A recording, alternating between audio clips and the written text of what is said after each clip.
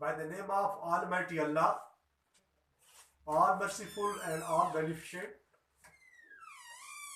I am going to solve the particular questions regarding Aerotech Airman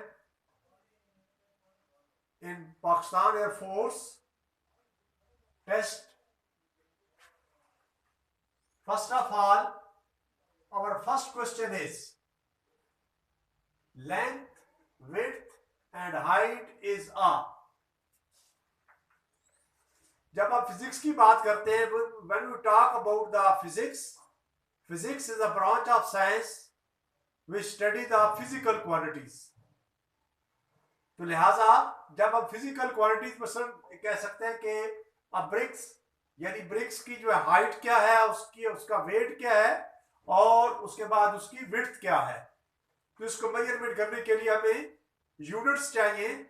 तो जब physical quantity हो तो उसका मुताला जो साइंस यानी साइंस की ब्रांच जो है वो फिजिक्स है, वो करती है.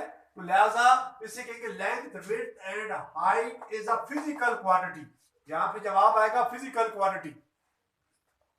मैं ये कोशिश कर रहा हूं कि हर सवाल को इससे रिलेटेड और जो क्वेश्चन भी बन सकते हैं उसके बारे में भी मैं बताता जाऊंगा इंशाल्लाह.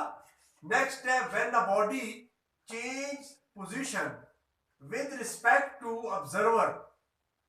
यानी जब एक बॉडी चेंज करती है अपनी पोजीशंस को विद रिस्पेक्ट टू ऑब्जर्वर, यानी जो ऑब्जर्व कर रहा है, देन इट इज इन, तो क्या होगा, रेस्ट पोजीशन में होगा. क्या होगा, रेस्ट पोजीशन में.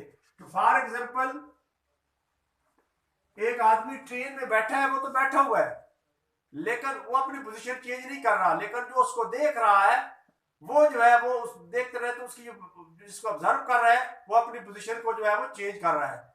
लेकिन ऑब्जर्वर जो है वो अपनी जगह पर जो है वो बैठे. तो सूरत में क्या हो जाएगा, व्हेन अ बॉडी चेंज, जब एक बॉडी यानी कोई जिस्म, कोई इंसान चेंज कर रहा है अपनी पोजीशन को ऑब्जर्वर के लिहाज से, तो फिर हम कहेंगे कि वो अपनी रेस्ट पोजीशन में है. अगर एक ट्रेन में सामने बंदा बैठा है तो ट्रेन में बैठा हुआ बंदा और उसके सामने बैठा हुआ बंदा दोनों जब एक दूसरे को देखेंगे तो वो अपनी एक पोजीशन चेंज नहीं कर रहे होंगे, वो दोनों रेस्ट में होंगे लेकिन मोशन में होंगे due to the motion of train. यानी मोशन ऑफ ट्रेन की वजह से करके वो मोशन में है, लेकिन इटसेल्फ जो है वो माइसेल्फ जो है किसमें है, रेस्ट में है. दूसरी बात, जैसे ट्रेन के अंदर इंसान बैठा हुआ है, एक पैसेंजर बैठा हुआ है और वो पैसेंजर जो है वो जब विंडो से बाहर देखता है तो उसको डिफरेंट बिल्डिंग जो है वो चेंज होती नजर आएगी. तो अब वो जो है वो विद रिस्पेक्ट टू ट्रेन जो है वो मोशन में है. ट्रेन जो है वो मोशन में है, ड्यू टू ट्रेन वो मोशन में है, लेकिन उसके सामने जो बंदा बैठा है उसके लिहाज से वो जो है वो रेस्ट में है. If force is constant and mass twice, then acceleration is. अगर फोर्स कांस्टेंट है और mass twice है तो then acceleration जो होगी वो क्या हो जाएगी, उसका हाफ होगी. क्या होगी, उसका हाफ होगी. इसे हम कहेंगे हाफ. अब यहां पर यह है कि यानी सेकंड लॉ ऑफ मोशन, जैसे जैसे यानी मोशन जो है वो directly proportional to the force is directly proportional to the motion of the body but inversely proportional to the mass of the body. अगर आपका मास, वही कहते हैं कि मास जो है उसका डबल हो गया है तो एक्सेलरेशन क्या हो जाएगी, उसकी हाफ हो जाएगी. Rate of change of velocity is called the acceleration. तो उसकी एक्सेलरेशन जो है वो जब वो हो जाएगा उसका हमारे पास हाफ हो जाएगा. Twice then acceleration is the half. Question number 5 है acceleration of a moving body always produced. अभी मैंने आप लोगों को first second law of motion में बताया कि force is directly proportional to the mass of the body, to the motion of the body but inversely proportional to the mass of the body. यानी जैसे जैसे फोर्स आपके पास वही है लेकिन एक चीज का वजन जो होता है वो बढ़ जाता है. पर अगर आप एक साइकिल चला रहे हैं, साइकिल के साथ आप एक और बंदा बिठा लेते हैं यानी जो आपके वेट के बराबर हो या उस कम वेट हो या ज्यादा वेट हो, तो अब आपका वेट तो बढ़ गया और साइकिल को पुश करने वाला बंदा एक ही है, तो उस एक ही फोर्स 10 न्यूटन फोर्स से उसको पुश कर रहा है, फोर्स नहीं बढ़ी लेकिन उसका वेट जो है वो बढ़ गया है, तो वही जो है वो डबल बढ़ा है, तो उससे मतलब उसकी एक्सेलरेशन क्या हो जाएगी, उसकी हाफ हो जाएगी। तो हमेशा जो होती है फोर्स की जो डायरेक्शन होती है, acceleration of moving body always produced in the direction force direction, यानी जिस तरीके से जिस सिमत में फोर्स आप लगा रहे हैं एक्सेलरेशन भी उसी सिमत में होगी। मिसाल के तौर पर ये भैंस है, आप ये फोर्स लगा रहे हैं, फोर्स की डायरेक्शन इसी सिमत में है, तो मैस की भी सिमत जो है वो उसकी जो है उसी डायरेक्शन में होगी, तो इसमें से कहते हैं कि acceleration of moving body always produce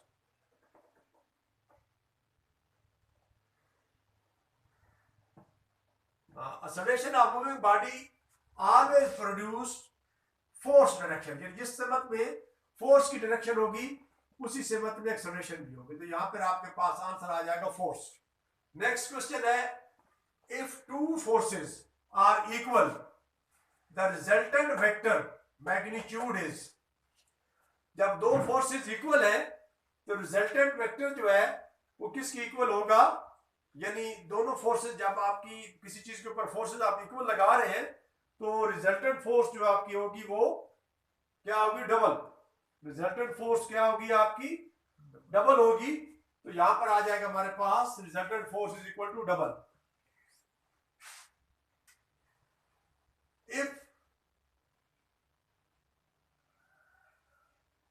velocity is dash, then body is in equilibrium. Equilibrium कहते हैं स्टेबिलिटी पोजीशंस को, जब भी कोई चीज स्टेबल होती है उसको हम जो है इक्विलिब्रियम पोजीशन में कहेंगे। अगर वो सर्कुलर मोशंस में किसी भी मोशंस में है और एक ही कांस्टेंट वेलोसिटी के साथ मूव कर रही है तो फिर भी उसको हम कहेंगे वो इक्विलिब्रियम पोजीशन में है। अगर वो रेस्ट में है और अपने पोजीशन को चेंज नहीं कर रही तो फिर भी हम उसे क्या कहेंगे, इक्विलिब्रियम में कहेंगे। तो इसी वजह से कर कहते हैं, इसी वजह से इसे कहा जाएगा इफ v इज कांस्टेंट, यहां पे क्या आ जाएगा, कांस्टेंट। जब वेलोसिटी कांस्टेंट है तो then body will be in equilibrium position. Next आ जाता है हमारे पास question, the force and is zero when body is in equilibrium, when force and acceleration is zero, जब फोर्स और एक्सेलरेशन जीरो होगा तो फिर बॉडी जो होती है वो आपकी इक्विलिब्रियम पोजीशन में होगी। दूसरा क्वेश्चन इसके क्या बन सकता है कि जब आप याद रखें कि जब फोर्स और एक्सेलरेशन दोनों जो है वो उसके बाद जीरो है तो फिर उसको कहेंगे कि बॉडी जो है वो body will be in equilibrium position. Next question number 9 है, if m twice of a body moving in circular, then what is the centripetal force, यानी ये हमारे आ जाएगा if m mass twice of a body, जब mass जो है वो किसी भी जिस्म का डबल हो जाता है मूविंग बॉडी का, circular, then what is the circular centripetal force, तो सेंट्रीपिटल फोर्स जो होगी वो क्या होगी, वो भी उसकी क्या हो जाएगी, डबल हो जाएगी। क्या हो जाएगी, डबल हो जाएगी। अब आ जाता है हमारे पास E is equal to mc square is derived by, E is equal to mc square, ये इक्वेशन है, किसने डिराइव की थी, आइंस्टाइन ने। क्या की थी, किसने की थी, आइंस्टाइन ने की थी। तो इसका आंसर आ जाएगा Einstein. Physics is a branch of, physics is a branch of science, ये इसका जवाब आ जाएगा, physics branch of science. That unit which derived by base unit called, that unit which derived by base unit called, derived unit, जैसे हमारे पास किसी चीज के derived unit की मिसाल है, यानी एरिया मालूम करना है, वॉल्यूम मालूम करना है, तो तब आपको जब बेस यूनिट मालूम होगी then you can find the area or volume of the figures, आप जो है उसको तब आप वॉल्यूम मालूम कर सकेंगे। तो वॉल्यूम और एरिया जो है वो आपका डिराइव्ड यूनिट है और लेंथ जो है आपकी जो है वो बेस यूनिट है। इस वजह से क्या कहेंगे, that unit which derived by base unit is called derived unit. Any quantity have a unit, हर जो भी क्वांटिटी जो यूनिट रखती है वो क्या कहलाएगी, बेस यूनिट कहलाएगी। जो भी क्वांटिटी यूनिट रखती है यानी उसकी यूनिट है, इकाई है, तो उसको हम जो है वो बेस यूनिट कहेंगे। इन सर्कुलर मोशन, जब कोई बॉडी सर्कुलर मोशन में मूव कर रही होती है, the velocity and acceleration is, velocity और एक्सेलरेशन जो होती है इसके परपेंडिकुलर होती है। क्या होती है, परपेंडिकुलर। तो क्या हो जाएगा, velocity and acceleration perpendicular each other, perpendicular आएगा। That property of a body which maintains the position of rest and motion is called inertia. यानी अगर अब मैं इस दीवार को पुश कर रहा हूं तो फोर्स लगा रहा हूं, लेकिन आगे वो रेजिस्टिंग कर रही है, वो अपनी पोजीशन को चेंज नहीं कर रही, तो then it is called inertia. जो क्या कहते हैं, ये फर्स्ट लॉ ऑफ मोशन को भी लॉ ऑफ इनर्शिया कहते हैं। Which of them is vector? Weight, force, inertia, momentum. Vector quantity कौन सी होती है, which has magnitude and also direction. तो लिहाजा वेट भी डायरेक्शन रखता है, फोर्स भी डायरेक्शन रखती है, इनर्शिया भी डायरेक्शन रखता है, और मोमेंटम भी डायरेक्शन रखता है। तो इस वजह से क्या होगा, वेक्टर क्वांटिटी होगी सारी। क्या आज जो है वेक्टर क्वांटिटी है। The type of parallel forces, how many types of parallel forces, 3। There are 3 types of parallel forces. क्या आ जाएगा, 3 आ जाएगा। When many forces act on one place and if like of action is parallel to each other then it is, तो ये क्या हो जाएगी, parallel ही होगी। जब एक लाइन ऑफ एक्शन है तो वो फोर्सेस जितनी है उसके ऊपर लग रही होगी, वो क्या होगा, उसको हम पैरेलल फोर्सेस कहेंगे। क्या कहेंगे, पैरेलल फोर्सेस कहेंगे।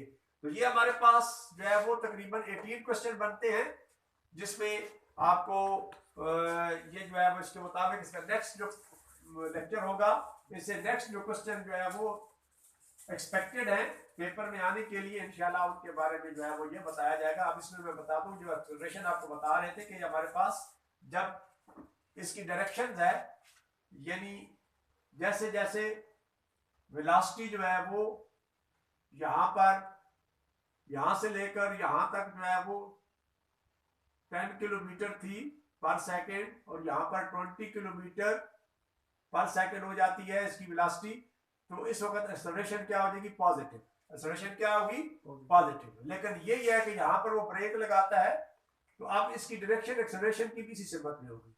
लेकिन जब वेलोसिटी कम होगी, यानी ब्रेक लगाने के बाद आस्ता गाड़ी आहिस्ता होती है, तो उस वक्त जो है उसकी डायरेक्शन जो है वो एक्सेलरेशन की जो है वो किस सिमत में होगी, बैकवर्ड होगी, और इसका साइन क्या हो जाएगा, नेगेटिव हो जाएगा। इसके ऊपर साइन क्या आएगा, नेगेटिव आएगा। इस वजह से करके जब हम उसको डीएक्सेलरेशन कहते हैं तो उस वक्त एक्सेलरेशन की वैल्यू नेगेटिव होगी, और जब इंक्रीज हो रही है उस वक्त एक्सेलरेशन की वैल्यू क्या होगी, पॉजिटिव होगी। इंशाल्लाह इसी के साथ कल मिलेंगे। वस्सलाम, अल्लाह हाफिज़।